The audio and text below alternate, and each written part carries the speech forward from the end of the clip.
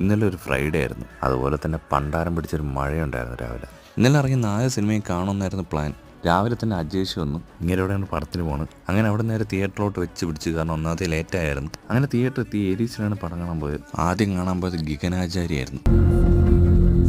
അങ്ങനെ പടം കണ്ടിറങ്ങി. ഇഷ്ടപ്പെട്ടു, കിടലം പടം. അജേഷ് പടം കൊള്ളാം, വെറൈറ്റി.